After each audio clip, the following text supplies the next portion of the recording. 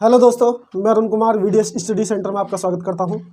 जैसे कि आप जानते हैं कि हमने एक्सरसाइज 13.1 स्टार्ट की हुई है और आज उसका हम क्वेश्चन नंबर 7 देखेंगे। और जैसे कि क्वेश्चन की एक सीरीज चल रही है 13.1 में, मैं आपको यहां पर उन क्वेश्चनों को साथ के साथ बताता चलूँगा जो प्रश्न में जो प्रश्न परीक्षा की दृष्टि से वेरी वेरी इंपॉर्टेंट है। आप उसको अपनी नोटबुक में नोट करते रहेंगे और उनको परीक्षा की दृष्टि से याद रखेंगे कि परीक्षा में आने की इनकी पूरी पूरी उम्मीदें रहती हैं। तो चलिए क्वेश्चन नंबर 7 पे क्या है। क्वेश्चन हमारा स्क्रीन पर है, जैसे कि आप देखेंगे स्क्रीन पर क्वेश्चन नंबर 7। कोई तंबू एक बेलन के आकार का है जिस पर एक शंकु अध्यारोपित है। मतलब एक क्या हमारे पास एक तंबू है बेलनाकार का, बेलन के आकार का तंबू है। पहले क्वेश्चन को रीड कर लेते हैं। यदि बेलनाकार भाग की ऊंचाई और व्यास क्रम से दे रखा है, जो बेलनाकार भाग की ऊंचाई और व्यास क्रम से 2.1 मीटर और 4 मीटर है तथा शंकु की तिर्यक ऊंचाई 2.8 मीटर है, तो इस तंबू को बनाने में प्रयुक्त कैनवास का क्षेत्रफल ज्ञात कीजिए।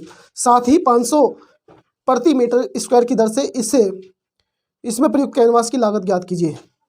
इसमें नोट भी करके दिया है कि ध्यान दीजिए कि तंबू के आधार को कैनवास से नहीं ढका गया है। तो देखिएगा, एक हमारे पास एक बेलनाकार भाग है। यहाँ पर हम पहले इसको पिक्चर को ड्रा कर लेंगे। एक हमारे पास एक बेलनाकार भाग है, ठीक है, एक बेलन है। और जैसे कि आप जानते हैं बेलन किस तरह का होता है, एक बेलनाकार भाग है और ऊपर से क्या है, जिस पर एक शंकु जो है अध्यारोपित है। अध्यारोपित का मतलब है उस पर एक शंकु भी है, एक शंकु है, ठीक है। देखेंगे आप, तो यहाँ से इसका नाम भी दे सकते हैं, ए बी सी, और यहाँ से डी, और ये ई। नाम देना चाहो नाम दे दो, कोई दिक्कत वाली बात नहीं है। और वो कह रहा है कि यदि बेलनाकार भाग की ऊंचाई 2.1 है, बेलनाकार भाग की ऊंचाई, जो बेलनाकार भाग है उसकी ऊंचाई 2.1 है। यहाँ से यहाँ तक देखेंगे इसकी जो ऊंचाई है वो 2.1 है।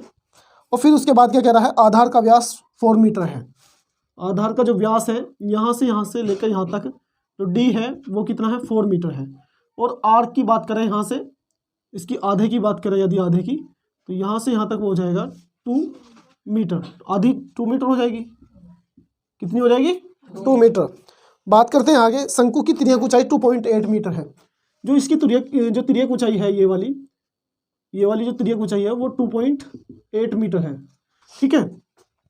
तो क्वेश्चन की तरफ चलते हैं। तो वो कह रहा है कि कैनवास की लागत ज्ञात कीजिए। जब इस तरह का क्वेश्चन आता है तो हमें क्या करना होगा, हमें कैनवास की लागत, किरमिच, कपड़ा, तिरपाल, इस तरह के क्वेश्चन आ जाए तो उसमें हम क्या करते हैं, जो भी हमें तंबू हो, चाहे शंकु बेलन हो, चाहे आपका गोला बेलन हो, चाहे आपका गोला शंकु हो, इस तरह का जब कोई डायग्राम आ जाए तो उसमें हम जो संपूर्ण प्रश्न निकालते हैं, तो जो भी डायग्राम में जो आकृति दी होगी, चाहे शंकु की हो चाहे बेलन की हो, तो उसका हम क्या निकालते हैं, वक्र प्रश्न निकालते हैं। क्या निकालते हैं, वक्र प्रश्न। इसमें भी हमने क्या करना है, इसमें वक्र प्रश्न ही निकालना है।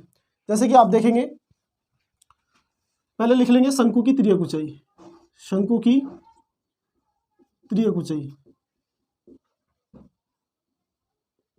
तो कितनी आ जाएगी, तिर्यक ऊंचाई तो हमें दे रखी एल, जिसको हम सिलेंट हाइट भी बोलते हैं। एल दे रखी है 2.8 मीटर। और शंकु की रेडियस और बेलन की रेडियस दोनों की एक है। तो शंकु की तथा बेलन की एक ही है, दोनों की त्रिज्या, रेडियस, आर बराबर कितना है, 2 मीटर। यहां से आ जाएगी 2 मीटर, ठीक है।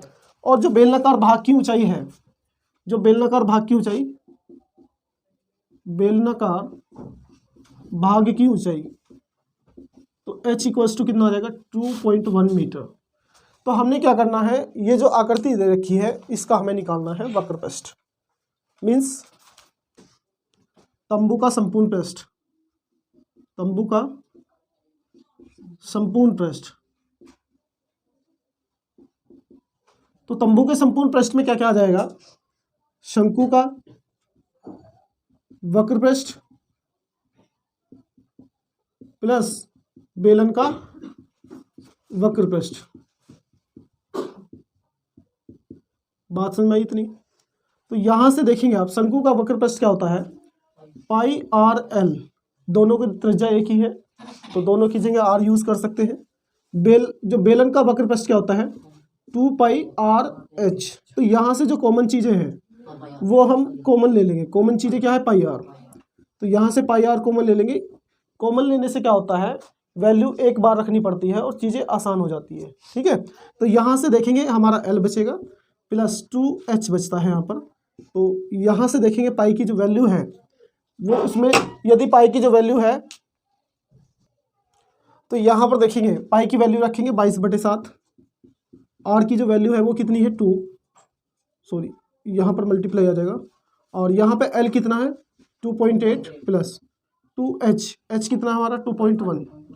यहाँ से देखेंगे 22 दूनी 44/7 और यहाँ से आ जाएगा आपका 2.8 प्लस 2 1 2 2 2 4। तो यहाँ से 44/7 इनको ऐड करेंगे तो 7 ही आएगा।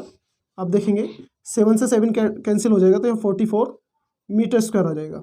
तो ये जो आकृति है हमारी, इसका जो संपूर्ण पृष्ठ आया है तो वो है हमारा 44 मीटर स्क्वायर। और उसमें उसने ही बोला कि आधार को, मतलब उसमें दे रखा है, बुक में देखेंगे आप, इसमें बोला गया है कि ध्यान दीजिए कि तंबू के आधार को कैनवास से ढका नहीं गया है। तो आधार को नहीं ढकना है, क्योंकि जब कोई तंबू बनाते हैं तो ज़मीन पे बनाते हैं, नीचे का तो वहाँ से कवर हो जाता है। ठीक है, तो उसमें और भी कुछ कह रहा था। इसमें किस क्वेश्चन में कहा है कि 500 रुपये प्रति मीटर की दर से इसमें प्रयुक्त कैनवास की लागत। अब लागत की बात करते हैं ज़रा। तो कैनवास की लागत यहाँ से देखेंगे आप, कैनवास की लागत,